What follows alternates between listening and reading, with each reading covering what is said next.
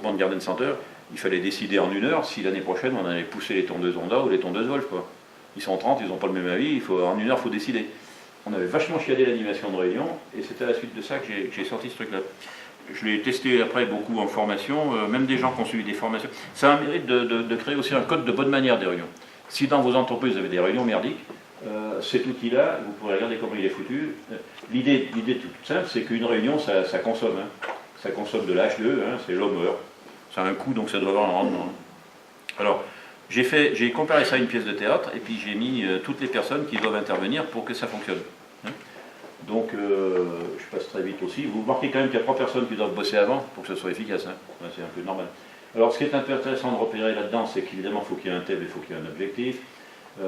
Pour qu'une réunion, une petite chance d'être efficace, il faut qu'il y ait au moins une personne qui la souhaite. Hein, toutes les réunions qu'emmerdent tout le monde, qu'elle les supprimer, c'est ça. Hein. C'est ce qu'avait fait mon patron, là, il a supprimé pendant 4 mois, après ils étaient demandeurs. La première source de réunion dite, c'est toutes les réunions qui normalement devraient servir qu'à échanger des infos, où en fait on est tellement content de voir le chef qu'on en profite pour régler les problèmes. Elles ne sont pas faites pour ça. Hein, voilà. Donc il faut réajuster en permanence durée-fréquence. Hein. On fait encore des réunions 1 fois par mois qui durent 2 heures. Pourquoi? Parce qu'il y a 40 ans, il y a un mec qui avait pensé que c'était bon, quoi.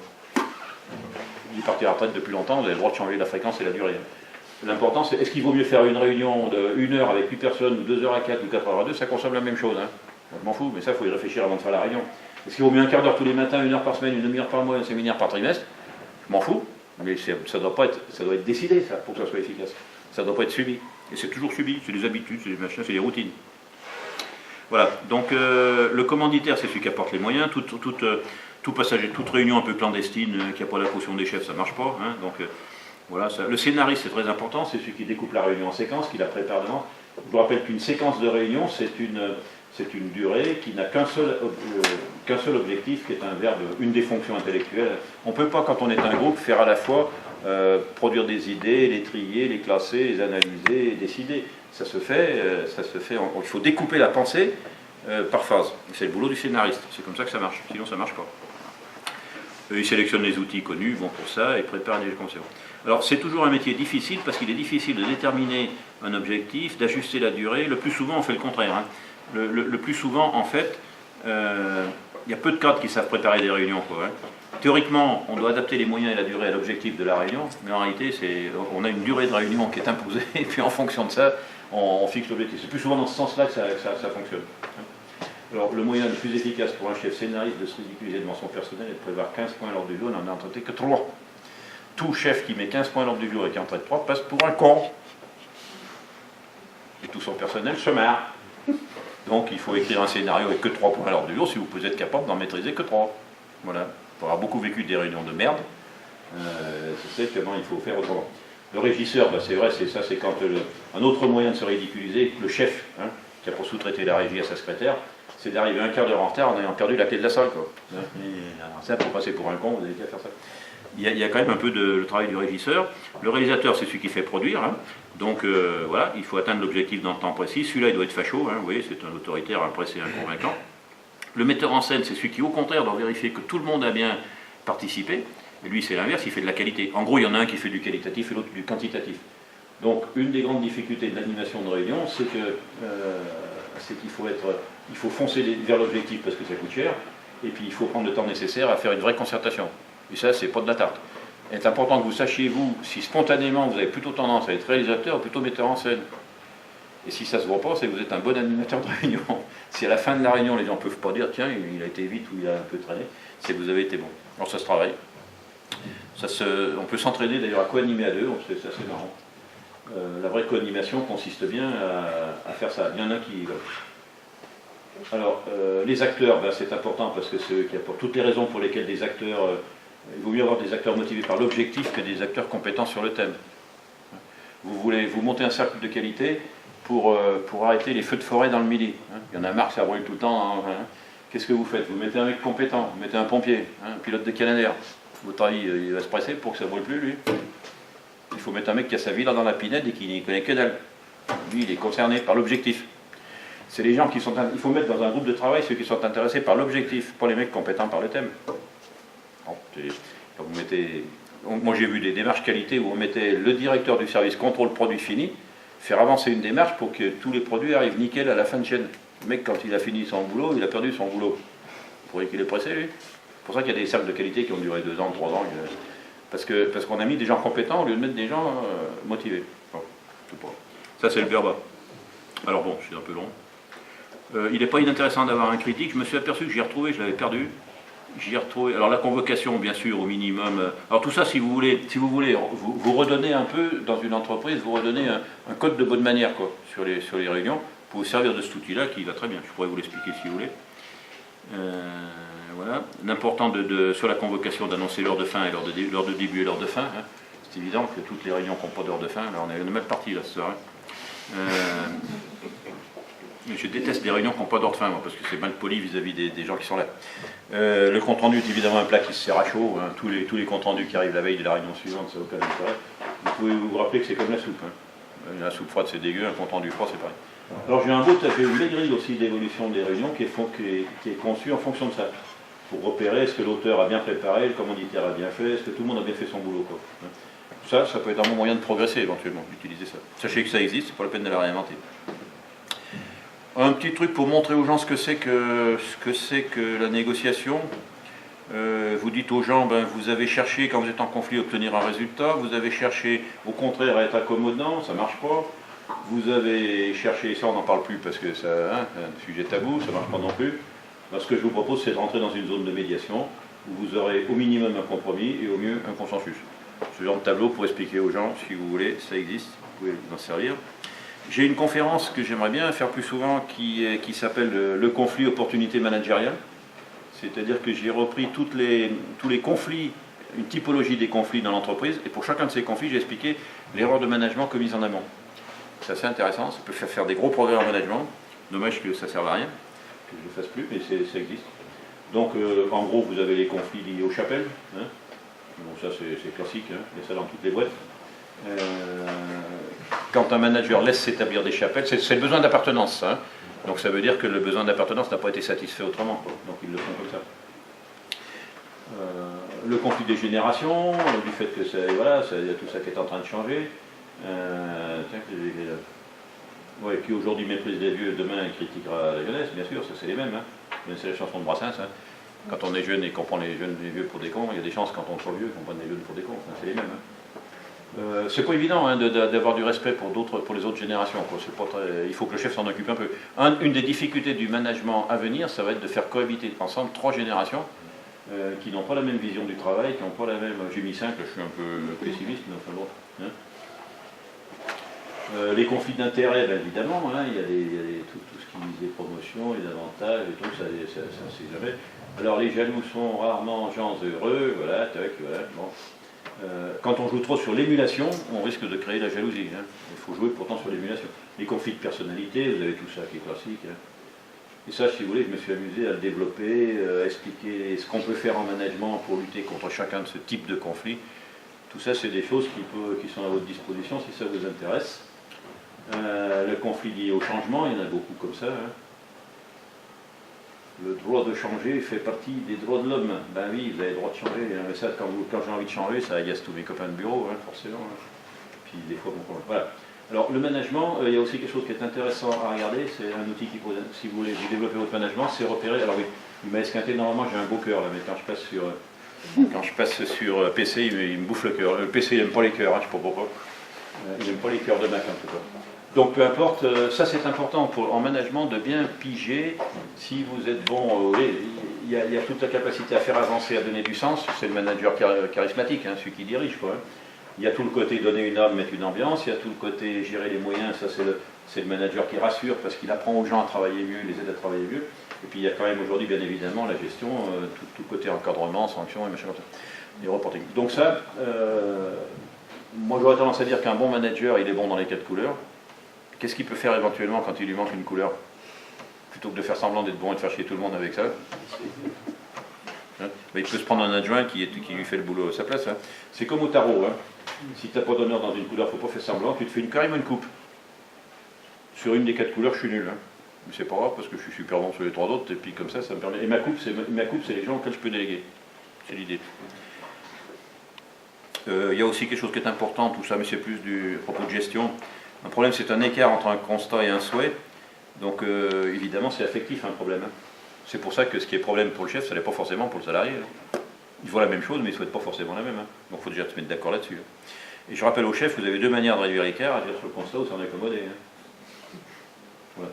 Alors ça, un truc qui est assez intéressant pour l'implication du personnel, c'est ce tableau comme ça, qui est assez fondamental. C'est un tableau qui aide bien à comprendre le management aussi et la délégation. Vous avez 5 niveaux avec implication croissante du salarié. Hein. Plus on descend, plus on compte.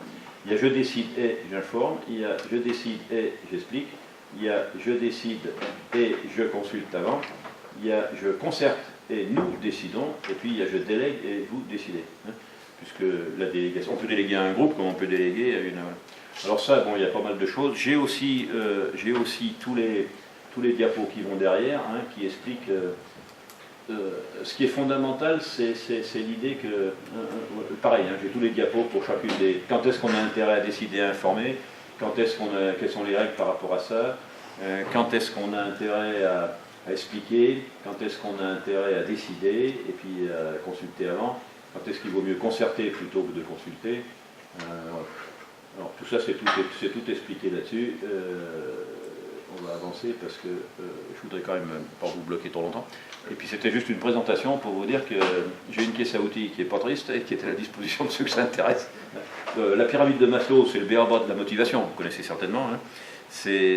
L'homme a besoin de survie et de sécurité, il a besoin d'appartenance, il a besoin de reconnaissance, il a besoin de dépassement. On a bouffé un truc du coup en passant. Ouais. C'est le besoin de se dépasser. Hein. En gros, c'est le besoin de survie, c'est j'ai le besoin de repartir le soir du boulot avec autant de doigts que j'avais en arrivant. Hein. Mon chef doit s'en occuper. Le besoin d'appartenance, c'est le sentiment d'appartenir à une équipe qui gagne, c'est les cravates club et les machins comme ça, le troisième mi-temps de rugby. La reconnaissance, c'est j'ai besoin d'être à l'intérieur de ce groupe, être reconnu par mon chef comme étant quelqu'un, c'est grâce à moi qu'on a marqué un essai. Hein, et puis le besoin de dépassement, c'est le besoin d'être quelqu'un, mes propres yeux. C'est le besoin de faire des choses qui me dépassent un peu. Alors ça, tout ça, c'est inégalement réparti, mais il faut repérer évidemment sur lequel de ces leviers, il faut savoir rassurer ceux qui ont la trouille, il faut créer l'esprit d'équipe à ceux qui demandent, il faut jouer sur l'émulation pour ceux qui sont demandeurs, et puis il faut oser faire confiance à ceux qui ont envie ceux qui ont besoin de challenge. Et tout ça, on ne manage pas tout le monde pareil. Quoi. La pyramide de Maslow, elle est pas mal, parce que... Alors on dit que avec l'évolution de la société française, les besoins montent. Hein. C'est exact que... Bon, il y a 50 ans, on disait que les paysans qui crevaient de faim dans les campagnes, quand ils sont venus dans l'entreprise, pourvu qu'on leur assure la sécurité et la survie, ils étaient contents. Hein. Ils étaient motivés parce qu'ils pouvaient manger. Hein. Aujourd'hui, les gens ont de plus en plus besoin de s'éclater, et donc il faut grimper un peu dans la pyramide de Maslow. Intéressant de repérer pour vous, si vous êtes plutôt un bon chef parce que vous savez créer un esprit d'équipe, en jouant sur le sentiment d'appartenance, ou plutôt un bon chef parce que vous savez jouer sur l'émulation en mettant un peu vos gens en challenge. Quoi. En principe, ça se fait dans un certain ordre. Il faut d'abord, vous pouvez vous permettre de mettre les gens en émulation que s'il y a la bonne ambiance. Parce que sinon, ils vont être en concurrence et pas en émulation. Bon, tout ça, c'est des outils qui servent à améliorer un peu le management. Qu'est-ce que je vous ai mis là? Ouais, bah ça, c'est sur la motivation. Ça, c'est un de mes dadas. Hein. Embaucher des gens motivés plutôt que d'embaucher des gens compétents, puis ils vont faire du bon boulot. Hein. L'intérêt de motiver, bah ça, c'est intéressant, oui, oui. Vous connaissez la formule d'Einstein en motivation? Ça aussi, vous pouvez la montrer, c'est marrant, quoi. Pour faire comprendre aux gens, si vous avez des collaborateurs qui ne prennent pas la peine de motiver leur personnel, montrez que ça vaut le coup. Quoi. Hein, Einstein, il a écrit une formule, E égale CM2. L'efficacité est égale à la compétence multipliée par le carré de la motivation. Et si vous ne me croyez pas, j'ai agrandi la photo, regardez. Bien vrai, hein, pas de la blague. Hein. On va même la remettre. Bon. Donc vous voyez, et ça c'est une réalité, quoi. Aujourd'hui, les entreprises en ont beaucoup sous l'accélérateur. La pièce qui s'appelle Bonjour l'ambiance, c'est ça qu'elle montre. Quoi. Que c'est bien joli d'avoir une belle organisation, d'avoir des belles machines, d'avoir des beaux machins, des belles procédures, mais que par la motivation, on peut aussi un gars 2 fois plus motivé et 4 fois plus efficace. C'est valable pour tous les gens qui ont une certaine liberté de manœuvre dans leur emploi. Un peu moins évidemment pour ceux qui bossent à la chaîne. Un moyen de valoriser les petits métiers qui n'est pas très connu. Hein. Mieux vaut dire à un balayeur qu'il a ta confiance pour maintenir sale et propre que de dire à un agent de surface qu'il est payé pour ramasser ta merde. Hein, voilà. Ça, c'est la notion de... On peut arriver à motiver. Les vrais chefs motivateurs, c'est ceux qui arrivent à motiver des balayeurs. C'est ça qui est difficile. Motiver un cadre, c'est pas compliqué. Hein. Motiver un balayeur, c'est pas de la tarte. Hein. Eh bien, on peut, avec des techniques de ce genre. Voilà. La motivation par la surestime aussi. Hein. Si tu veux que ton personnel ait la fierté de montrer qu'il n'est pas que nul, c'est très facile. T'as qu'à lui montrer que toi, tu es assez cloche pour croire qu'il est bon, puis du coup, il va l'être. Hein. Et ça marche très bien. Hein. Alors il est évident que le manager démotivé, même s'il a de très bonnes raisons d'être démotivé, il ne faut pas qu'il reste trop longtemps. Parce qu'un chef de service démotivé, ça fait 100 personnes démotivées dans un délai relativement court, quoi. Donc il vaut mieux se barrer, négocier avec son patron. Je ne suis pas très fier de l'évolution du management, hein, à cause de ça. Quand je vois ce que les gens sont capables de faire pendant l'été, pendant leurs vacances, ils se lèvent à 4h du mat, ils font des machins, ils font des exploits pas possibles, hein, ils grimpent des montagnes, ils transpirent comme des bêtes, et puis au boulot, quand il faut leur faire bouger le pivot, on les fatigue. Bon, c'est quand même un problème de management, très clairement, quoi. Faut pas de quoi être fier. Alors, qu'est-ce que j'ai encore? Oui, bah, ça, on va avancer si vous voulez. Je voudrais quand même poser cette question parce que c'était un peu ce qu'on avait vu. Peut-on servir les intérêts d'une entreprise capitaliste tout en restant humaniste? J'ai eu l'occasion de faire ça une fois dans une conférence, je ne sais pas trop où. Je vous le soumets, c'est quand même un vrai problème aujourd'hui, hein. Il y a beaucoup de cas qui avalent aujourd'hui des sacrées couleurs, quoi, hein. Alors, moi j'ai une théorie là-dessus qui dit que bon, l'entreprise capitaliste elle est comme ça, et l'actionnaire, lui, il investit des sous, puis il en récupère des dividendes ou une plus-value. Le personnel, il récupère un salaire en échange de compétences qu'il a mis avec du temps. Et puis le client, en principe, il paye, hein, en échange d'un produit ou d'un service. Donc il y a des forces attractives et des forces centrifuges, ça on l'a déjà vu, hein. Donc je vais passer rapidement. L'idée, alors la première idée humaniste, il faut quand même la mettre, parce que si je passais aussi vite, c'était quoi? Il faut voir l'homme partout, voilà. Vous avez intérêt, il faut voir l'actionnaire, c'est un homme, et c'est comme ça que ça va se passer bien. Si vous le prenez pour une machine, ça ne passera pas. Le salarié, c'est pareil, et le client, pareil, quoi. On a intérêt à mettre de l'humanisme partout, c'est comme ça que ça fonctionne. Donc ça, je vous le recommande vivement.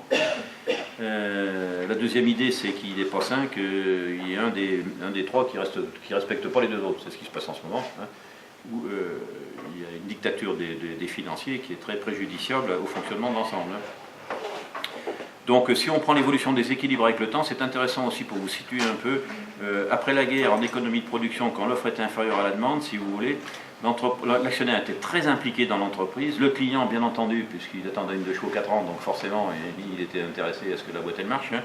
Et puis le personnel, lui par contre, ils étaient peu nombreux, on recherchait de la manœuvre, on était en manque de manœuvre, c'était le personnel qui était volatile, hein. Ce qui fait que ça donnait un certain style de relation dans l'entreprise. Le personnel, moi pendant les 30 glorieuses, on pouvait démissionner, on n'était pas content de son patron, on démissionne, on traverse la rue, on se fait embaucher en face, quoi. Ça c'est une période qui va revenir d'ailleurs, mais qu'on a connue. Après, il y a eu l'offre égale à la demande, donc si vous voulez, l'actionnaire il a le choix, parce qu'il peut aller sur d'autres marchés financiers, le concurrent bien sûr, et par contre c'est le personnel qui est coincé. Et vous avez une vision du management qui est due à ça, c'est que ça fait 40 ans qu'on est là-dedans, quoi, sur ce schéma, hein. C'est-à-dire qu'il y en a deux qui sont libres, qui n'en ont rien à foutre de l'entreprise, le client et l'actionnaire, maintenant, n'en ont rien à foutre non plus, hein. Il y a un phénomène nouveau. Et par contre, c'est le salarié, lui, il est un peu coincé dedans. Alors, avec le départ à la retraite du baby-boom, ça va refaire de la place, et on va retrouver, évidemment, il y a des crises passagères, mais ça, c'est des machins à la con. La tendance lourde, elle est quand même comme ça, hein. Donc, ce qu'on peut penser, c'est qu'on va avoir des entreprises dans lesquelles il n'y aura plus personne de fidèle. Ça va être très intéressant à manager. C'est-à-dire que vous allez faire que du management hyper court terme, quoi. Les contrats d'entreprise à 5 ans, c'est terminé, hein. Vous allez faire que du très court terme. Par contre, il va falloir négocier très vite des accords qui ne seront pas pérennes. C'est-à-dire que vous avez un bon salarié, vous le gardez jusqu'à ce qu'il se barre, hein. Vous avez un bon client, pareil. Vous avez un bon actionnaire, pareil. Donc le management va devenir, à mon avis, vraiment du management d'accords très rapides, mais d'accords précaires. Et tous ceux qui revendiquent le droit à avoir même machin jusqu'à la fin de la vie est comme ça. Mais là, ça va être passionnant. Moi, j'attends que le marché de l'emploi se libère. Il y a encore quelques vieux après tirer à la retraite, puis après, ça va faire de la place, hein. Donc, le baby-boom, ils partent tous à la retraite en même temps. Donc, forcément, ça fait un appel d'air vers le haut, hein. Votre génération, vous allez avoir des postes super dans une dizaine d'années à peu près. Là, ça va être intéressant parce qu'il y aura de la place. Et donc, vous allez pouvoir choisir votre employeur, vous. Ce qu'on ne pouvait pas. Puis, vous êtes perturbé, vous êtes faussé parce qu'il y a eu 40 ans où il y avait deux partenaires qui faisaient ce qu'ils voulaient, hein, qui n'étaient pas fidèles, et un qui était coincé. Là, on ne va pas vers coincer tout le monde. Ça, à mon avis, c'est fini. On va plutôt vers décoincer tout le monde. Ça va changer pas mal de choses, à mon avis, dans l'emploi, dans le management. Et ça, si vous l'avez compris, alors si vous avez besoin d'expliquer à d'autres, vous pouvez me piquer mes diapos aussi, hein, pour comprendre ça. Ils sont là, je les ai retrouvés, je les avais perdus le plus. Bon, la médiatitude, je vous le recommande, c'est une posture de vie, hein. C'est une manière d'adapter les situations et les personnes pour faire émerger des solutions. En fait, c'est d'arriver à gérer des injonctions contradictoires. Aujourd'hui, le cadre est confronté, il doit faire des choses qui sont contradictoires et il faut arriver à vivre ça. C'est pour pas être binaire, quoi. Éviter de faire des choix binaires, d'arriver à combiner un peu tout. La médiatitude, moi j'ai découvert ça en faisant de la médiation, parce que dans la médiation, il y a un petit peu de méthode et d'outils, il y a beaucoup de postures. Il faut surtout pas être binaire, quoi. Tout peut se combiner à condition de gamberger un peu. Voilà. Et on vit beaucoup mieux quand on ne se laisse pas coincer par des choix binaires. Alors le cheminement personnel pour ça, j'avais travaillé pas mal, j'ai eu une conférence entière là-dessus, c'est je dois d'abord apprendre à me connaître, ça c'est pas trop facultatif. Ensuite je dois bien regarder comment je me positionne dans la société. Je vous rappelle qu'un emploi avec un petit E dans une société avec un petit S, d'accord, mais c'est surtout un emploi avec un grand E dans la société avec un grand S. Il y a un temps pour jouer les jeunes cadres dynamiques, il y a un temps pour jouer les machins. Bon, aujourd'hui, je suis plutôt dans leur positionnement. Sur le marché de l'emploi, je suis sur le marché de la voiture de collection maintenant. C'est vachement bien. Hein. C'est très intéressant parce que plus personne ne me demande ni mon CV ni mon âge. C'est quand même pratique. Et ça, c'est un positionnement parmi d'autres. Hein. Se choisir quand même un certain nombre de règles de vie, c'est pas trop facultatif pour pouvoir, chaque fois que vous êtes pris dans un carrefour, c'est en avançant que je découvre mon chemin. Dans un monde comme le nôtre, si vous voulez, c'est difficile d'avoir des projets très calculés à l'avance. C'est en avançant que je découvre mon chemin. Par contre, à chaque carrefour, il faut que j'ai quand même mon système de valeurs qui fait que j'hésite pas trop, quoi. Sinon, on rate des occasions. Hein. Il y a une occasion à prendre. Le cheminement de carrière va se faire beaucoup par opportunité, capacité à saisir une opportunité. Pour ça, il faut avoir un peu son système de priorité assez clair dans la tête. Après, il faut apprendre à communiquer parce que c'est pas trop facultatif pour faire de la médiatitude. Si vous ne savez pas faire, alors apprendre à écouter, apprendre à parler, apprendre à négocier, à négocier, c'est la communication du niveau au-dessus. Puis le niveau encore au-dessus, pour moi, c'est ça la médiatitude, quoi. C'est l'anticiper et gérer les conflits. Et puis, je pense qu'il faut mettre en place un suivi comme n'importe quelle démarche de progrès, si vous voulez, il faut vérifier comment j'évolue dans tout ça. Ce cheminement-là, si vous suivez ce cheminement, vous allez être zen. Dans un monde de fous, vous allez pouvoir rester zen. Ça marche comme ça. Est-ce que vous avez des questions par rapport à ça? J'ai un peu bombardé sur la fin pour arriver à récupérer. Voilà. Alors, accessoirement, si vous voulez vous promener sur mon site, c'est un site qui a été conçu pour qu'on s'y promène. C'est-à-dire que vous y trouvez tout à condition de rien chercher de précis. Comme j'ai rien à vendre, je m'en fous. J'ai fait un truc, je me suis acheté un logiciel moi-même pour pouvoir faire mon site comme j'avais envie. C'est pour ça qu'il ne ressemble à rien. Hein. Il ne ressemble à rien de connu parce que je l'ai fait à mon idée. J'ai fait hurler les professionnels de site avec ça, mais j'ai fait comme j'avais envie. Donc il faut aller cliquer soit sur les trois personnages, soit sur les outils, soit sur les types de prestations. Vous avez une touche danger boss coming, parce que c'est fait pour aller se promener pendant les heures de boulot. Vous allez vous balader là-dessus quand vous emmerdez. Si vous y trouverez des trucs. Donc voilà les personnages, j'ai celui que vous avez ce soir qui fait des conférences, vous avez les chefs fiscaux, puis vous avez les médiateurs. Et puis les prestations, je fais des bouquins, des conférences, je vais proposer de la médiation. Et puis les outils, je vous en ai montré quelques-uns. Hein. Tout cela que je vous ai montré. Ils sont aussi sur mon site, vous pouvez les retrouver. Si ça vous intéresse.